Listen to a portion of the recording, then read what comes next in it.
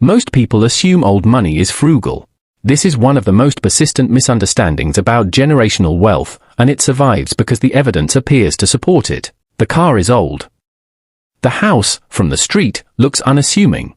The clothes carry no visible branding. The watch, if there is one, says nothing to anyone who does not already know what it is. From a distance, a great deal of old money looks almost ascetic. Careful. Restrained to the point of looking, to an untrained eye, like comfortable middle-class living rather than serious wealth. This is the wrong conclusion, and it is wrong in a very specific and instructive way. Old money is not frugal.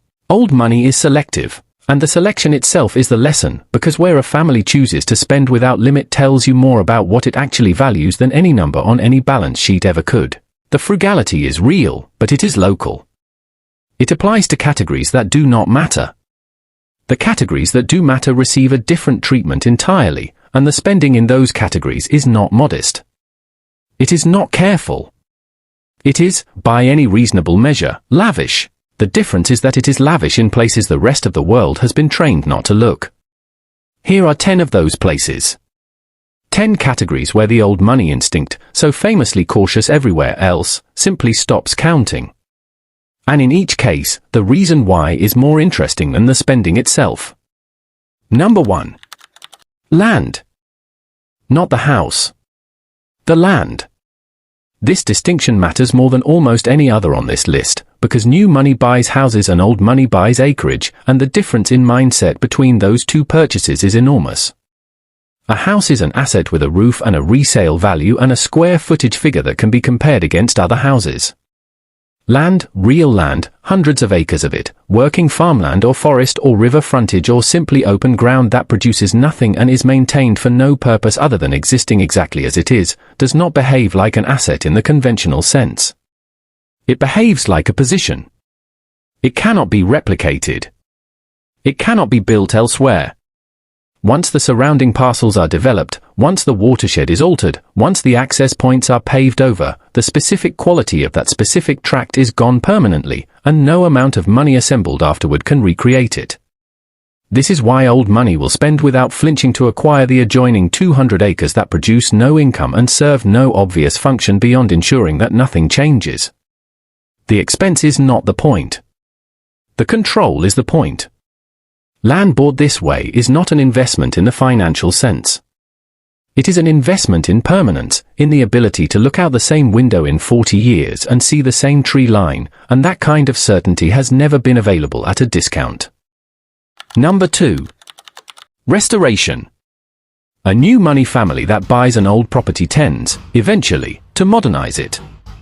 This is a natural impulse and an understandable one. Old money does something almost perverse by comparison. It will spend enormous sums that would comfortably purchase a newly built house of equal size, simply to keep an old one exactly as it was. Roofing materials sourced specifically to match originals that have not been manufactured in a century.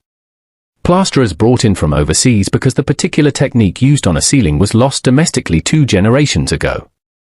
Stonemasons retained for a single chimney repair at a fee that a general contractor would consider absurd for the scope of the work. The logic here runs directly counter to the logic of value most people carry. Most people understand spending as an exchange for improvement. Old money understands a category of spending as an exchange for the prevention of loss. You are not making the house better. You are stopping it from becoming something other than what it has always been, and that act of prevention, multiplied across the calendar, is one of the most expensive ongoing commitments a family of this kind will ever make. It rarely shows up as a single dramatic purchase. It shows up as a steady, unglamorous drain that never appears in any conversation about lifestyle, because it was never about lifestyle. It was about continuity, and continuity has always been the most expensive thing old money buys. Number 3. Craftsmanship. The suit that costs $4,000 and bears no label anyone would recognize. The shoes built on a last that was carved specifically for one set of feet and will be used to produce that family's footwear for the next 60 years. The shotgun, if there is one, made by a house with a 6-year waiting list and a fitting process that involves multiple visits before a single shot is fired. None of this looks lavish in a photograph. This is precisely the design. The lavishness is invisible by intention, audible only to the small number of people who already know what they are looking at, and that audience is the only audience old money has ever cared about satisfying. The reason for the spending is not comfort, although the comfort is real. It is the preservation of a relationship with a maker. Bespoke craftsmanship of this kind is not a transaction. It is a continuing arrangement between a family and a house, sometimes lasting generations, in which the maker comes to understand not just measurements but preferences, history, and habit, and produces work calibrated to a specificity that mass production can never approach. You are not buying an object. You are buying the accumulated knowledge of a relationship, and relationships of that depth do not come cheap, and they cannot be rushed into existence regardless of the check that is offered. Number 4. Education. In this world, education is funded with a generosity that has almost nothing to do with the tuition bill, although the tuition bill is itself considerable. The real spending happens around the edges. The tutors engage not to remediate failure but to extend genuine strength further than a standard classroom could take it. The summer spent at language immersion in a specific region chosen for reasons that have to do with family history rather than convenience. The apprenticeships arranged, quietly, through relationships rather than applications, that place a young person inside an institution or a business for a summer to absorb something that cannot be taught from a syllabus. None of this is about credentials. The credentials, by this stage, are assumed. What is being purchased is judgment. Exposure. The accumulated texture of having moved through rooms and situations and disciplines broadly enough that, by the time a young person enters adult life, they carry a fluency that no single degree could produce on its own. This spending is lavish and it is rarely discussed, because discussing it would suggest that the family considers education a competition rather than a responsibility. It is treated, instead, as an obligation owed to the next generation, funded without limit and without announcement, because the alternative, an heir who is wealthy but uneducated in the fullest sense, has always been considered the single greatest failure a family of this kind can produce. Number 5. Privacy. This category includes legal structures, family offices, security arrangements both visible and invisible, and a standing relationship with attorneys whose retainer exists less for any specific task than for the assurance that a call can be made at any hour and answered. None of this produces anything you could photograph. It produces the absence of exposure, and the absence of exposure, once you understand what is at stake, turns out to be one of the most valuable things wealth can purchase. A family with serious, long-standing money has, by definition, accumulated decades of information that could be embarrassing, complicated, or simply unwanted in public circulation. Old conflicts. Old settlements. The existence of relatives the family does not discuss. The precise structure of trusts that, if understood by the wrong party, could be challenged or exploited. The spending here is preventative in the truest sense, paid continuously and quietly to ensure that none of it ever becomes a headline, a lawsuit, or a piece of leverage in someone else's hands. New money tends to discover the value of this category only after a crisis has already occurred. Old money has paid for it for so long that the crisis, in most cases, never gets the opportunity to begin. Number 6. Household staff.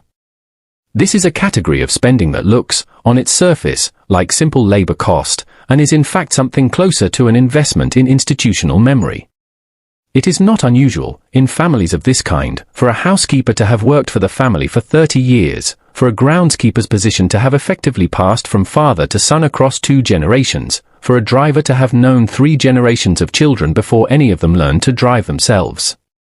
The wages paid to retain staff like this, over decades, with raises and benefits and a level of provision that exceeds market rate by a considerable margin, represent one of the largest sustained expenditures a family will make, and almost none of it is visible to anyone outside the household. The reason is simple once it is named. Staff retained this long are not employees in the conventional sense. They are repositories of the family's history, its habits, its private moments, and its vulnerabilities, and the loyalty built across that span of time is worth more than any efficiency that might be gained by replacing them with cheaper or more current alternatives. You cannot buy 30 years of discretion at a competitive rate. You can only build it, slowly, by paying well enough and treating someone fairly enough that there is never a reason for them to consider leaving. Number 7. Food. This is a category that confuses almost everyone who studies it from the outside, because the lavish spending rarely appears at the table in any form that announces itself. It is not about the restaurant bill, although the restaurant bill, when it happens, is rarely modest. It is about provenance. The specific farm that has supplied the family's vegetables for 2 generations, paid a premium that has nothing to do with the market price of vegetables and everything to do with the relationship and the certainty of quality it guarantees. The wine cellar built and added to over decades, not for status, since most of it will never be shown to a guest, but because a bottle laid down at the right moment, in the right conditions, becomes something that simply cannot be purchased once the window for laying it down has closed.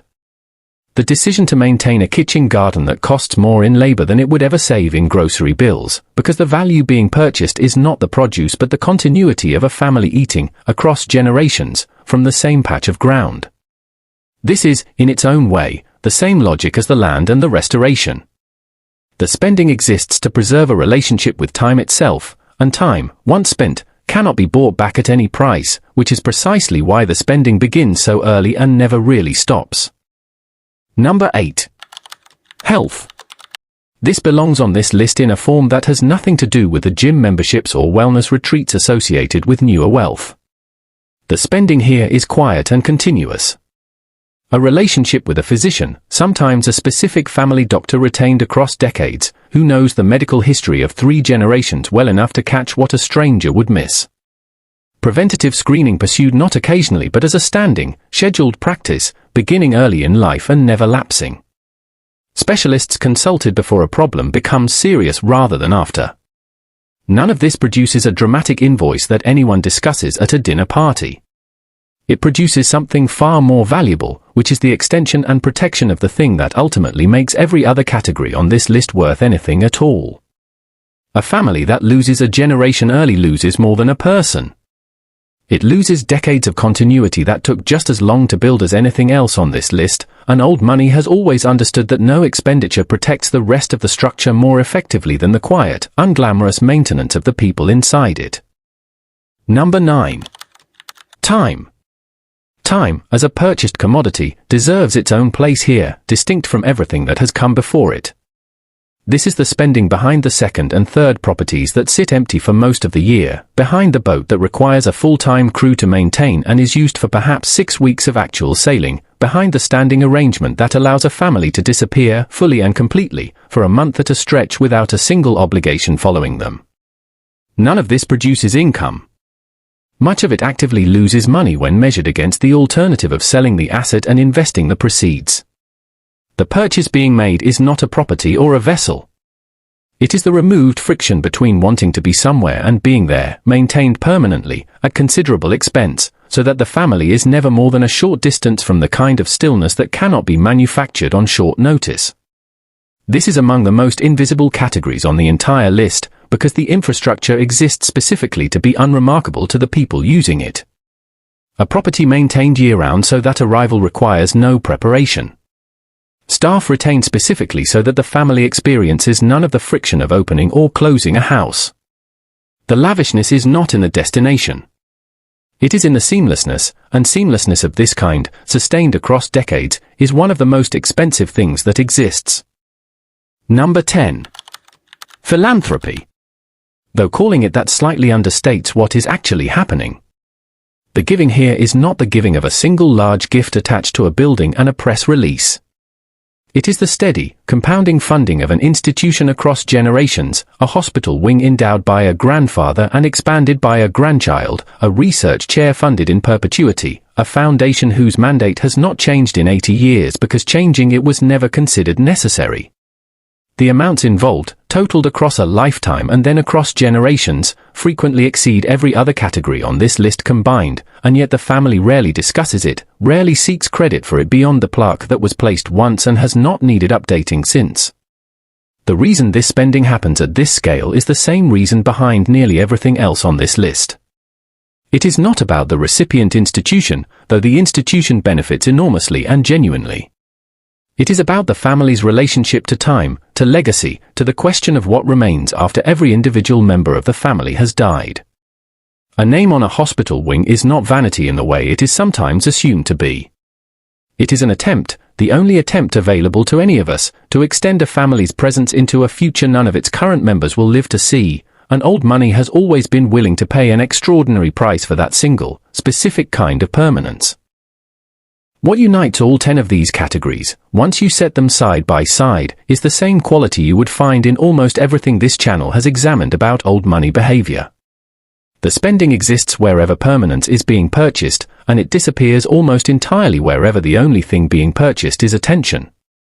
This is the inversion that most people, looking at old money from the outside, fail to register. The world assumes that wealth reveals itself through spending, and that the absence of visible spending must mean an absence of wealth, or at minimum an absence of generosity. What it actually means is that the spending has been redirected toward categories that produce no photograph, no story, no immediate signal of status, because those categories were never the point. The land. The restoration. The craftsmanship and the staff retained for decades and the wine laid down for a future no one currently living will necessarily taste. The quiet, continuous funding of institutions that will outlast every name currently attached to them. None of it announces itself. All of it costs more than almost anything new money has ever spent in public. And the families who spend this way understand something the rest of the world is only beginning to suspect, which is that the truest lavishness has never been the kind you can see. It is the kind that simply continues, year after year, decade after decade, long after anyone has stopped paying attention to notice that it never stopped.